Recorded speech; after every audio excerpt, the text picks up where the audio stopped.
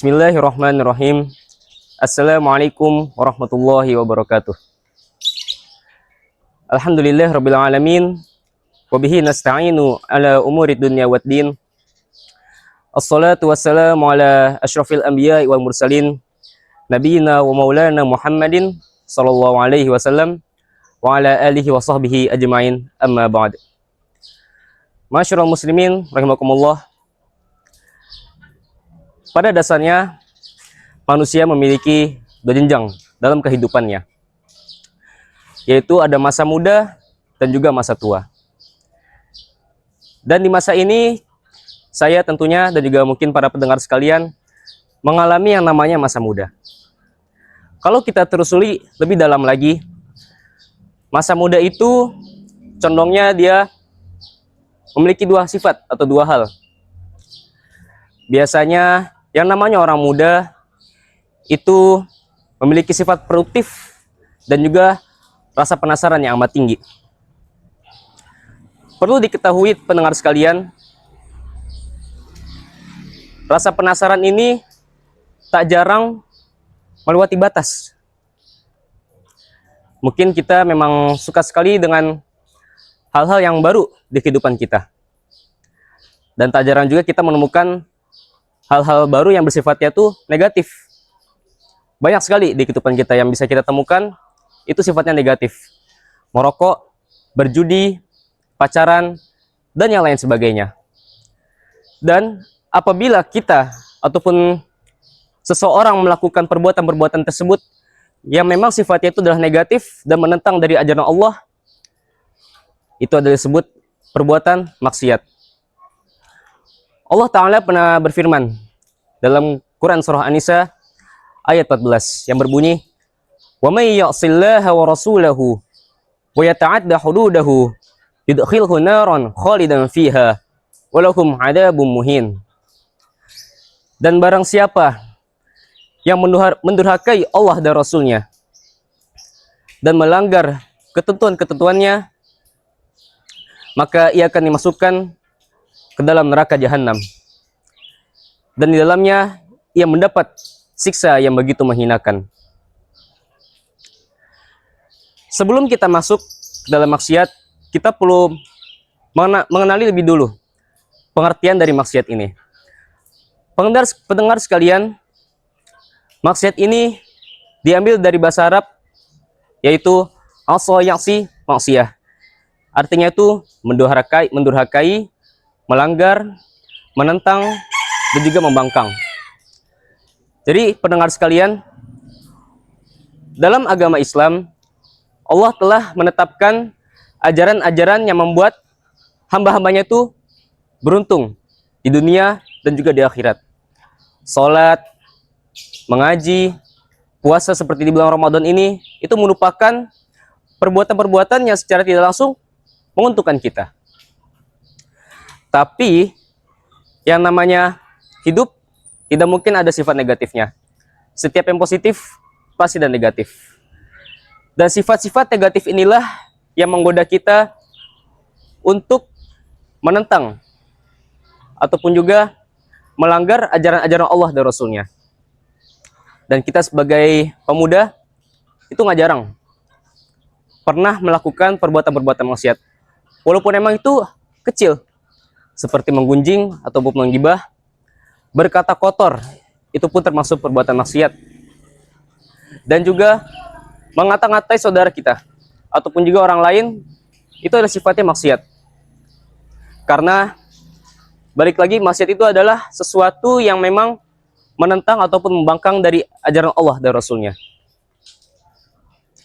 Dan dampak dari perbuatan maksiat ini tuh sangat banyak, teman-teman pendengar sekalian.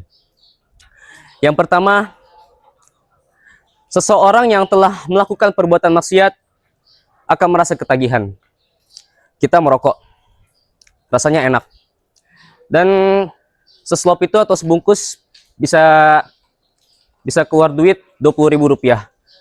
Nah, orang yang udah ketagihan merokok, satu batang, otomatis dia akan membeli berapa batang, 2 batang, 3 batang, ataupun bisa membeli sebungkus. Dan secara gak langsung itu juga boros ataupun juga menghabiskan uang kita dengan perbuatan yang sia-sia. Dan yang kedua, kita semakin dibutakan oleh agama. Kita semakin dibutakan oleh dunia. Ketika kita melakukan perbuatan-perbuatan maksiat, kita akan dibutakan oleh rasa cinta kita terhadap dunia. Dengan kita sering melakukan perbuatan-perbuatan maksiat, kita akan semakin mengabaikan apa yang telah diajarkan oleh agama. Dan juga yang terakhir, yang ketiga, hidup kita akan sia-sia. Masa muda ini itu harus diisi dengan hal-hal yang bermanfaat, baik jasmani ataupun rohani. Oleh karena itu, pendengar sekalian, apalagi yang masih muda, tidak boleh bagi kita untuk melakukan perbuatan-perbuatan yang memang sekiranya itu adalah negatif, apalagi perbuatan maksiat, dan juga menentang ajaran Allah dan Rasulnya. Karena ya otomatis secara tidak langsung itu sia-sia. Kita merokok, menghabiskan hidup kita, bermaksiat di klub malam segala macam, pacaran, merupakan perbuatan-perbuatan yang secara tidak langsung menyia-nyiakan hidup kita.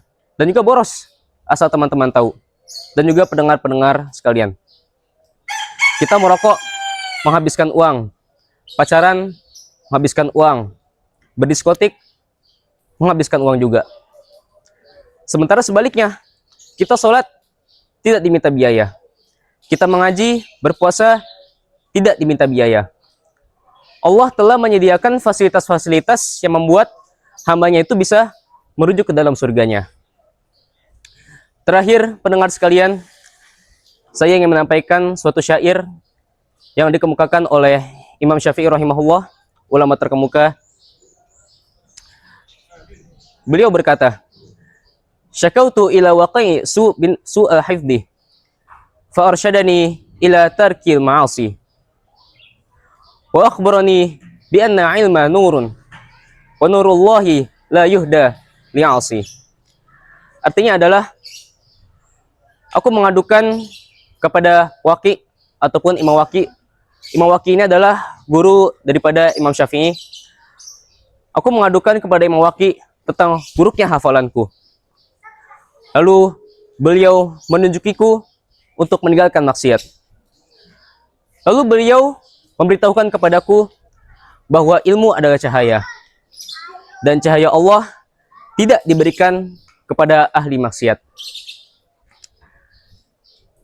Jika pendengar ingin mengetahui apa konteks di balik syair ini, jadi waktu itu Imam Syafi'i ini mengunjungi suatu pasar. Ada yang bilang mengunjungi suatu pasar, dan juga ada yang bilang melihat seorang wanita yang sedang menaiki kendaraannya. Nah, di sini Imam Syafi'i ini tidak sengaja melihat aurat dari wanita ini. Ada beberapa kisah yang mengatakan kalau ia melihat pahanya, betisnya, dan juga mata kakinya. Dan di sini Imam Syafi'i merasa terdistraksi. Imam Syafi'i merasa betapa buruknya penglihatanku sehingga aku melakukan perbuatan seperti ini. Dan tidak lama beliau pun akhirnya mendatangi Imam Waqi, gurunya, dan mengadukan perihal ini. Ya, bisa kita ambil dari ceritain teman-teman, pendengar sekalian, bahwa sekecil apapun perbuatan maksiat, kita perlu hati-hati. Karena kita tidak tahu apa yang membuat kita dijauhi oleh Allah. Dan juga kita juga nggak tahu, kita tidak tahu apa yang membuat kita didekatkan oleh Allah. Oleh karena itu, pendengar sekalian, segeralah bertaubat sebelum terlambat, sebelum matahari terbit dari barat. Wabillahi taufiq wal hidayah. Wassalamualaikum warahmatullahi wabarakatuh.